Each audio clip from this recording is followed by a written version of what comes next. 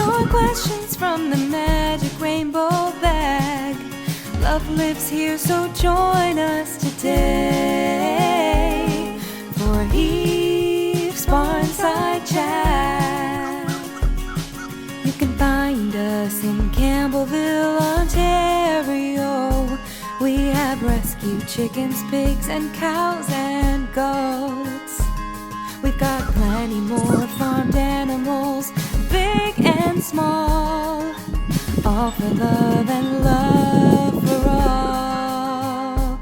Welcome to Eve's Barnside Chat.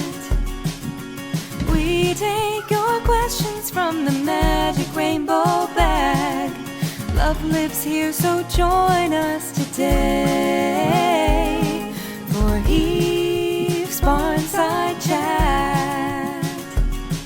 Our mission is to inspire kindness and compassion for farmed animals everywhere. You can help us take action by volunteering or through donations, or visit our store and check out our website to learn more.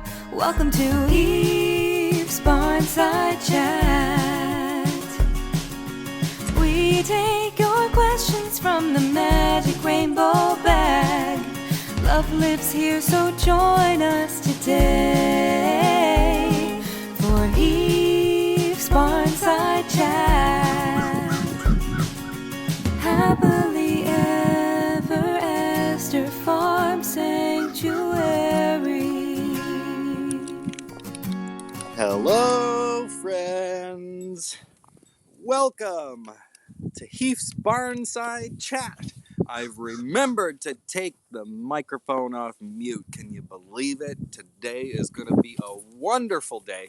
We hope you're having a wonderful day wherever in the world you are tuning in from. Here's my partner in crime, Steve Jenkins, ladies and gentlemen.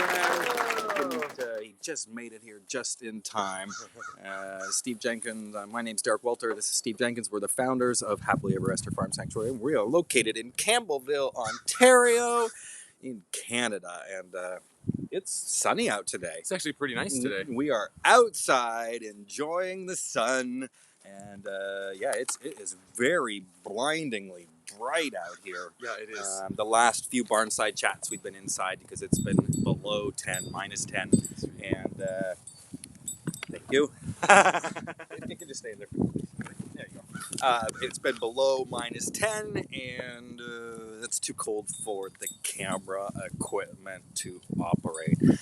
Before we get into much about our daily programming, we have to take a time out to bring you some sad sanctuary news.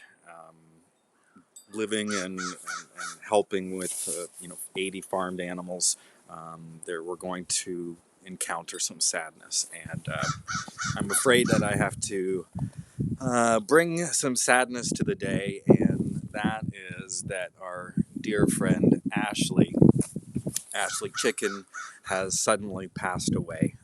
Ashley was receiving treatment for a distended crop, and she was experiencing some difficulties, and she suddenly passed away.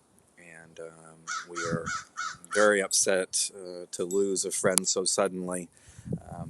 It feels like sometimes when the residents are when they're getting ready to check out, we have our time to say goodbye, but with Ashley it was all of a sudden, and long live Ashley. Fly, sweet bird, fly. Ashley has been here for 4 years, and she was just starting to come out of her shell. We were seeing her come outside a lot more and enjoy the activities and enjoying friends.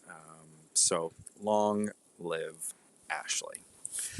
If you'd like to help out with Ashley's afterlife care, that being a stone that will be carved with her name on it and some dates that will be put in Memorial Forest, Memorial Trail. You can go over to happilyeverester.ca and you can make a one-time donation, and there's a spot for you to put in Ashley's name. Mm-hmm. So all of the residents here, when they pass away, they if it was sudden and unexplained, they will undergo necropsy. and there's a lot to learn from a necropsy sometimes, and so that maybe we can, maybe we could have Prevent the same in future. yeah, exactly. So, friends, it's a sad day at the farm. I'm sorry to start the chat out like that, but I needed to get it off my chest. Um, Shared sorrow is half sorrow, and shared joy is double joy. So I thought that we would start out by Get the hardest part out of the way first. Get the hardest part out of the way first. So thank you for listening to that, and we look forward to seeing some of the kind messages coming, because I know Ashley was a really loves chicken around the world. Friends, if to change speed here a little bit, if you have a question that you would like answered during today's chat, all you have to do is enter the question into the comment field below. I'm having a hard time seeing the screen because it's really bright. It is so bright out today. There it is. So if you have a question, you can put your question in the comment feed below. If you are maybe too shy to enter your question in the comment feed below, you can private message us at this page, and we'd be happy to put the questions through the tiny little printer that's in the magic rainbow bag here that Steven's holding. Every time you ask a question, the tiny little printer in this bag fires up, and it spits out buzzing all the time. It spits out all of the questions from the week. So let's get into a couple of those questions. Sally wants to know, is Corno moving a little bit slower these days? Go for it, Steve. Yes, he is a tiny bit slower. He's definitely getting a little bit older, so he's not quite as active as he used to be. He's not going on long walks around the farm, but he is forever cruising around. He is still very happy to fight people that he does not like, and he still has all of that personality that we have all fallen in love with. So yeah, Corno is kind of a homebody. He sticks close to Esther a lot anyway. But he is still definitely up and about. He comes outside and does his turkey things. In the winter, he slows down a lot. Everybody does. I mean, who wants to be out here in this kind of weather? So yeah, he's a lot slower in the winter, but I have a feeling come spring we're going to see him out and about and parading to the barn and doing all of his favorite turkey things.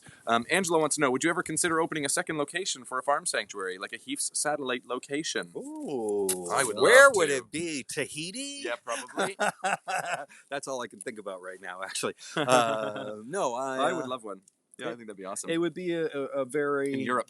Oh, in Europe. Mm. Yeah, there was definitely a need. Big need in Europe. Definitely a need in Europe for farmed animal sanctuary. So that's an interesting proposition. Yeah. Mykonos. There is so much happening here, and you can see, and everybody knows just how expensive and costly it is to run a farmed animal sanctuary. So we're not in any position right now to open up a satellite another farmed animal sanctuary. It takes a great amount of resources. The budget to operate Heath's is in excess of $1 million per year. And so that would mean that, of course, expenses would all be doubled. And that means that we would have to raise double the money. And without double the audience watching, raising double the amount of money seems like an unrealistic goal.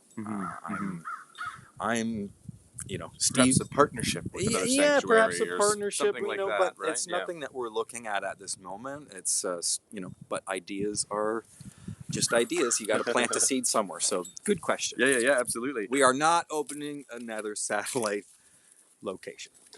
Not yet.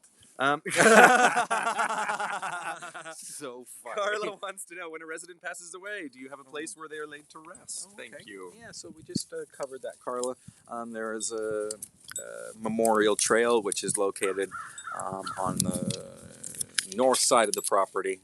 It goes through the Enchanted Forest area, and it's where the bluebells are. Yeah, where the bluebells are. Over there. That's right. Yes. Donna wants to know, what is the status of the facilities equipment barn? So the status of the facilities equipment barn is there are shortages on storage containers, and we are waiting in line for our 2 that will make that building. Sorry, because we got the roof sitting over there already. Yeah, too, we got the roof. Yeah, we bought the roof, and we bought the structure to put it all together. We've got the site prep is all done. So right now we're just waiting on fulfillment with the modifications to the containers, because the containers are being modified slightly to have roll-up garage doors. So we're we're in the wings Soon, waiting. hopefully. Yeah. Yes. Tanya wants to know, can you talk, what's not really a question, it's more of a statement. Can you talk about Denver and Pouty more? Go for it. I don't really have anything to say about them. I think this is an ongoing. So, So, Tanya, yes, we will try to talk more about Denver and Pouty Well- and keep you all more up to date. They're way up in the top corner of the farm. I think that's part of it. We don't see them quite as often, yeah, the internet. especially this time of year. Yeah, the only time that I've seen them in the past is when they're down here for their healthcare checks and when we're out for a walk, of course. Yep. But yeah, they are up in the top pasture to pasture number 9, and their new barn was just built up there. If you were following during the Holiday Magic campaign, Denver was the Denver laid down the prize poop in bingo. And he laid it down in record time. Yeah, really fast, actually, Really wasn't it? record time. It was super. Yeah, Denver super and fast. Pouty are super fluffy right now. Their coats are very thick because it's winter here in Canada. There, I gave you a few tidbits. There you go. There you go. Leslie wants to know about Nancy. Was the cancer the cause of his feather problems? Oh, great question. Yes, So Nancy, there's a picture of Nancy. And yes, those feather problems that the amazing caregiver team started to monitor, that is where the cancer spot was. Did you know chickens can recognize more than 100 faces, both animals and humans? Chickens are so smart. Nancy They're crazy is doing very well from his surgery. And to support Nancy today, I am wearing the Don't Talk to Me Unless You're Nancy t-shirt. Nancy is doing so good and is healing. The sutras just got taken out today, and I'm sure Andrea will have a video on her Bear Care Healthcare Corner where she features individual residents and their individualized healthcare program. So I'm sure that she will be highlighting Nancy's sutra removal, and you'll be Suture? Suture materials. She'll show you that. Yeah. Okay, let's try something different here. If you have a question, remember, put it in the question bag. We're going to flip gears here now, and we're going to check in on the Share the Love campaign, where we are sharing the love across North America with farmed animal sanctuaries, helping them with emergency medical situations that arise. We're going to highlight this fellow right here. This is Gussie the goat. At Promised Land Animal Sanctuary. Gussie the goat. Last year he had an emergency trip to the vet, and he had a bad case of bladder stones. I'm sure some of us can... That doesn't sound very pleasant. No, that doesn't sound very pleasant, but thankfully the wonderful folks at their sanctuary and the wonderful folks that donated towards the Esther Shares program got Gussie back into good shape. The Esther Shares campaign, we're trying to raise $20,000 right now, and that, of course, is going to go to benefit other farmed animal sanctuaries that are in need of medical. Love that program. Yeah, the program. Do you want to say a few No, things about the it's program? okay. You're doing a great job. Okay, you're scanning the questions. I am. Tell people where it came from. Where did the Esther Shares program come out of? When we were doing the scanner campaign, we had some extra funds. Thankfully, you guys were so incredibly supportive of the Esther Scanner campaign, and we had a little bit of money that was left over. And again, that situation really showed us just how serious and expensive these medical cases can be, especially when you're not expecting them, and things kind of can spin out of control a little bit. And there's nothing more stressful than having to, decide whether or not you can come up with the money or making decisions about the well-being or the future of one of your animal residents based on money and finances. And so we wanted to make sure that people did not have to make those kinds of decisions, and that they had somewhere to go and someone that they could lean on when they needed a little bit of help with some emergency situations. So it's a really, really great program. It helps benefit sanctuaries all over Canada and the United States. Hopefully one day we can expand that program a little bit larger, but we have to kind of start and get it as we grow. Maybe when we open our satellite sanctuary in Europe in years. The Esther Shares program It's really an awesome warms program, my yeah. heart every time I see I a love it. request come in. Here's a little bit about the Esther So Shares nice. program. By your side, I need you by mine. We're gonna get there. Take my hand. Together we'll make it. Together we can. To the end. Together we'll make it. So come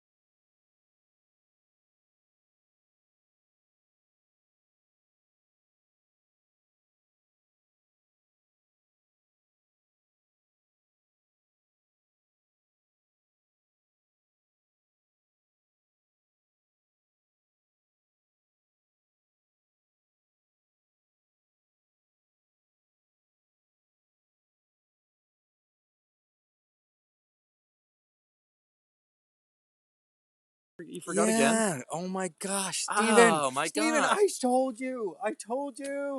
Oh no, I told you to remind me. I said, come on, remind me. This is Right as soon as it went in. This ridiculous. is ridiculous.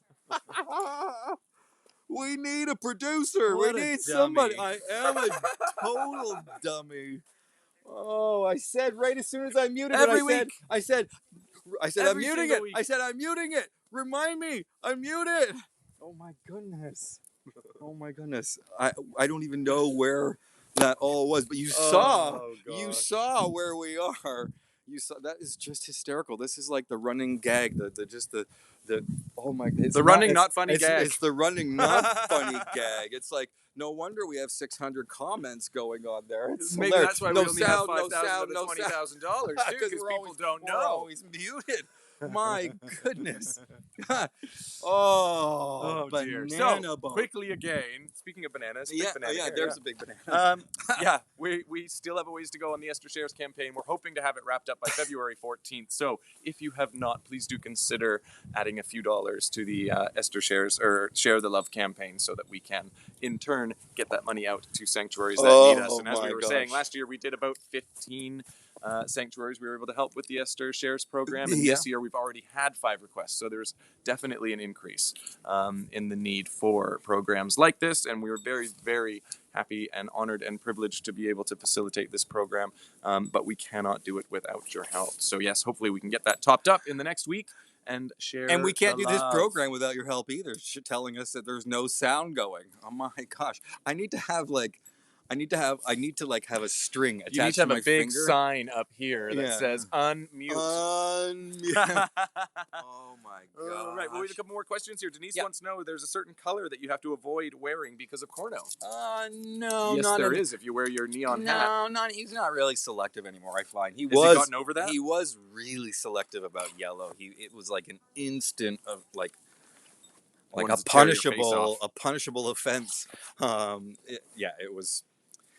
Yeah, neon yellow definitely, but he doesn't Like seem that to safety yellow. He doesn't seem to mind anymore. Like I had my neon yellow striped jacket on the other day, and he was just like Didn't care. He didn't really care. He's over it. He was. It's over winter. He's on holiday. Barbara wants to know, when the pigs get served their meals, why do they run from one bowl to another during their feeding? Oh, to see if there's something better in there. Have you ever not been in line at the shopping store or at the grocery store and looked in the cart in front of you and go, oh, wow, I'd really like that, and have shopping cart envy? Well, the same thing happens with these guys. They look at the bowl next to them, they go, oh, I think they've got something in there that I would like. And contrary to popular belief, pigs will not eat everything. Pigs are incredibly fussy, especially when they are generally well fed and they know that they're going to get fed. It is not uncommon at all for pigs to, throw something out of their bowl that they don't want to eat. We know Esther doesn't like kale. We know that she doesn't like a couple of different things, and the sanctuary pigs are very much the same. So they'll eat what they like and then move on to the next bowl and see if there's anything in there they like. And somebody else may like something that another pig didn't like. So it's pretty funny. But at the end of the day, ultimately, all the bowls are clean, and usually not cleaned by one individual pig. They all share and get what they like from everybody else. That's right. And if you're Captain Dan, you can just hold down at one bowl and nobody's going to shove you off your bowl. That's why he's captain. Yeah, the hierarchy. If you are higher up on that chain, you definitely get a little bit more of those rations. And the way that we make sure everybody gets enough is all the pigs have free access to hay 100% of the time. All the hay feeders are all full. There are multiple feeding stations around, so if they didn't get enough at dinner, they can go munch on some grass and get the nutrients that they need. We look at the herd health, so if we look at the whole herd and we're like, oh man, they're looking a bit pudgier than they were last month, we will decrease the feed amounts to the overall herd. But again, we don't decrease the amount of hay access that they have. They can have that whenever they want, and of course, access to water whenever they want. Yep. How many questions we got? 4 left. Ooh. Yep. Tina wants to know, what is Sammy's weight right now? Oh, he's over 500 pounds. He is big boy. Yeah, he's a big boy. I don't know the exact weight. I could dial in to the resident healthcare profiles database that I have, but the glare is so much glare today. But I can find that information out for you for next week. We can find that out for you. And remember, if you have a question, put it in the question comment feed below, and a kind admin volunteer will hit print And the little printer inside this bag will Zip, print zip, out zip. the little strips of paper just like this. It's this tiny little printer. You can get them on Amazon. What does that question say? This one says, we always see Corno keeping guard by Esther. Approximately how much sleep does that poor bird get when he's not on security detail? He gets lots of sleep. So he goes to bed, pretty much follows Esther's schedule. So he naps through the day. I think he was napping when I came outside. He was laying beside Esther's bed. And he will sleep through the night, of course, when she gets up to eat. Corno gets up to eat. He wants to check her bowl. And interestingly, Corno is the only family member that can take food from Esther's bowl, and Esther will not lose her mind about it, which is really kind of neat. You'll see him stick his head in there and take a kibble while Esther's eating, and she doesn't seem to care, which is really adorable. It is. Michelle wants to know, does Esther ever bite? Not Corno, thankfully. No, it's been a long time, since Esther has tried to snap at anybody or really thrown her weight around, so to speak. She'll warn on occasion. I remember she told Phil off just the other day. Phil got a little bit too close, and she'll kind of give this big huff and grunt noise and kind of swing her head a little bit. Yeah, she makes this real like exhale of air. You can hear it. Yeah. And that's the way that she warns you. Yeah. But no biting. No. And I mean, when last- Stephen and I were raising her initially as a piglet, and as she was figuring out what's food and what's not food, and drawing Oh, Phil, hi. boundaries around who she is and where she is in the family. I mean, yeah, we definitely been bit before. I mean, if you work with animals as closely as we do, you get bit. It's a byproduct of what we do. So, Warning bites. And they don't have hands. They can't push you or nudge you off. They have no choice but to use their mouths. So, yeah, they definitely have. But it's been a long time with Esther. She's a sweetheart. Yeah, she's. It seems like the older they get, the more docile they get. And funny, actually, our last question, Maggie wants to know, knowing that caring for animals can be dangerous as well as rewarding, I'm wondering which resident has given the best bite. How's that for convenient timing? Like it was planned. So do you? You have not been bit as much as I have. Oh God, no! I don't think anybody's ever actually bit me. Corno's tried to fight me. I've been told off by a few of the pigs. Yeah, but nobody has ever actually made contact. Oh. They love me. I have been. I think cranked. I'm their favorite. Oh my gosh, I've been pranked so many times. Tim the pig is definitely a sweetheart, by the way. Definitely, it was. I was feeding him. You must have deserved it. I was feeding him, and he like went like way like it was. Yeah, It was my own fault. If you get bit by an animal, it's usually your own fault. Yep. And I was not feeding him the way that I should have been feeding him specifically, and he overshot what he was getting fed, and he went right up my arm, like my hand was inside his mouth, and he cranked down. And I mean, he thought it was food. He wasn't trying to bite me. Mm-hmm. He was wanting the food, which he did get. So yeah, that just resulted in he didn't break my arm, but it definitely reminded. But they definitely me. could. You have to be super aware, especially with the big pigs. It's like a metal press. Yeah, they could really do some damage if they wanted to. Also in the same family, April has also really cranked me a few times. April, before she got spayed, when she was in her Shark Week phase. So once a month, pigs have a cycle, just like humans. They, I'll leave that with you. Yeah.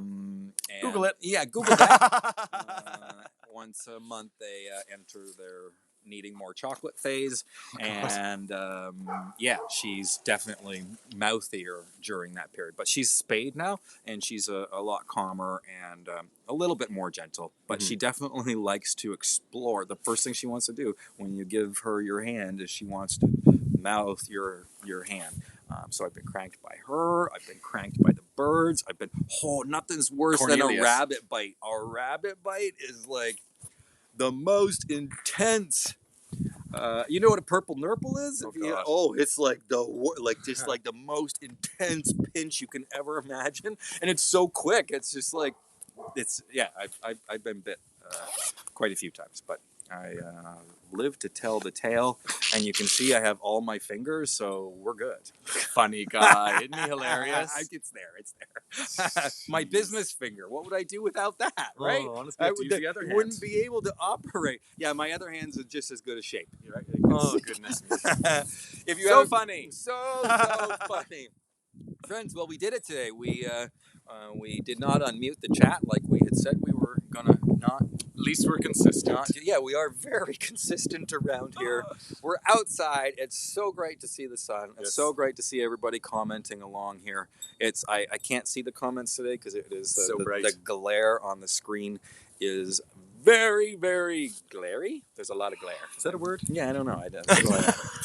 why I flipped I back think you're there. making up words. I did definitely make up words. Please remember that no donation is too small. Donations are all tax deductible in Canada and the U.S., and we are running the Share the Love. Help us raise $20,000, and just reminding you where we are on that goal. We are about 30% Push. into it. 30%. I would love to have been at 50% at this point, but there's still plenty of time to donate. So please head on over to happilyeverester.ca, and let me just show you where that is on the website. So if you go to happilyeverester.ca, Wind is picking up. you can click on Esther Shares. You can see it right there in the yellow banner, zooming it out here. And sanctuaries in Canada and the United States can apply. The first thing that you got to do is head on over to the website, click on how it works, and there are a few easy steps, 4 steps that will help you get your form all filled out. Number 1, make sure you read the rules and the eligibility to make sure that you actually can apply. Step 1 is sending in your funding request. Step number 2 is processing your request. Give us a couple of days to have a peek at it and do some research to make sure that everything lines up. And then step 3 is receiving your payment. And then, of course, step 4, here it is staying in touch. If you'd like to be a part of the Esther Shares campaign, and I hope that you do, this year what we're going to do differently for anybody that donates to the campaign, we are going to send out a quarterly update highlighting all of the sanctuaries that we've been able to help, and check-in stories on some of the past residents that we've also been able to very cool. help. So you have a job today. Head on over to happilyeverester.ca and click on donate for the Esther Shares campaign. Yay! Friends, Happy Monday, everybody! happy Monday. My name is Derek. My name is Steve. We will see you next week on the Barnside Chat. Thanks for tuning in. Bye-bye. See you soon. All we need is a place to be and a few good friends for some company. If you'd like to stay, you don't have to leave. We'll leave the lights on and the door unlocked. If you drop on by, you don't have to knock. We're happy to share whatever we've got.